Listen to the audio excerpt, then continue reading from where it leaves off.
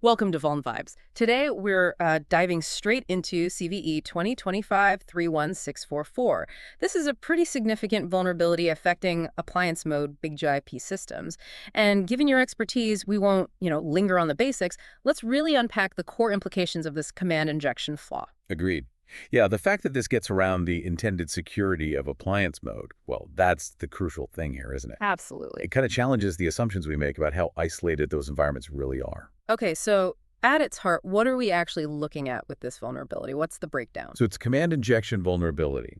It exists within iControl REST and also tmsh commands, but only when big IP is running in appliance mode. Right, appliance mode. And the attacker needs to be authenticated already with administrator-level privileges. Okay, admin privilege is needed. And how does the exploitation, how does it actually work? Well, it seems to leverage a specific undisclosed command, either via iControl REST or tmsh. And using that, the attacker can basically inject and then execute arbitrary system commands. Arbitrary system commands. So bash commands. Exactly. Advanced shell, bash commands. It effectively breaks right through that security boundary that appliance mode is supposed to enforce. Wow. Bypassing that boundary, if you already have admin credentials, that sounds like it opens up a lot. What's the immediate impact then? Full control plane compromise. That's the headline. Okay. They can execute commands, they can manipulate files, access is via the big IP management port or even the self IP addresses. But not the data plane. Correct. Okay. Importantly, F5 states there is no data plane exposure from this specific vulnerability, but, control over the system itself is complete. Got it. So which specific configurations should people be most worried about here? Any big IP system that's actively running in appliance mode. Right. And as you know, that mode is often used specifically for security, for restricting access. It might be tied to the license or can be enabled or disabled for VCMP guest instances. And just for clarity, the standard classification. It's identified as CVE-78, that's improper neutralization of special elements used in an OS command or OS command injection.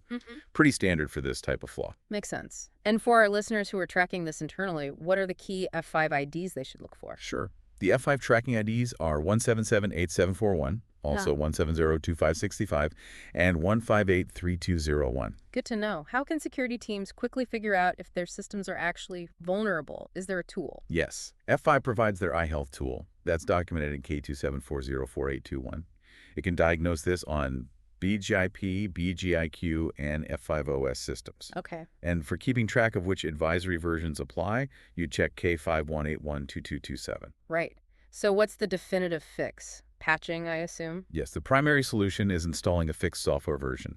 The advisory details this clearly. You need to look at the fixes introduced in column for your specific version branch. And if there isn't a fix for your branch yet? Then, upgrading to a version train that does have the fix is the recommended path. Okay. Now, this seems particularly tricky because the attack starts with legitimate admin access, right? Exactly. So many standard mitigations that focus on, say, preventing initial access probably don't apply quite the same way here. Precisely. That's the unique challenge. Because exploitation requires those valid admin credentials, things you might normally do to maintain system access, while mitigating, well, they're not really effective. So what is the core recommendation then? It really comes down to access control hygiene. Restrict administrative access, iControl REST, and tmsh to only fully trusted administrators. Tighten up those controls significantly. Audit that access. Trust, but verify, essentially. Absolutely paramount here. Are there any temporary measures, stopgaps people can use while they're maybe scheduling the patching window? Yes, F5 does suggest some mitigations until you can patch. The main idea is limiting the attack surface. How so? By blocking access to iControl REST and SSH, not just on the management interface, but critically, also through any self-IP addresses. And blocking that from everywhere except explicitly trusted networks or devices. Exactly. Lock it down to trusted sources only. It reduces the avenues an attacker, even one with credentials, might use.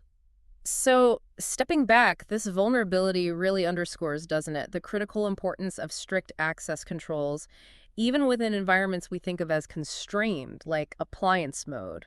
It absolutely does. The ability to pivot from having legitimate administrative access straight to arbitrary command execution, it just highlights that risk. It shows that appliance mode isn't a silver bullet if the keys to the kingdom, the admin credentials, are compromised. Right, and the crucial thing for you, the listener, to consider now is how this kind of control plane compromise could be chained. Ah, right.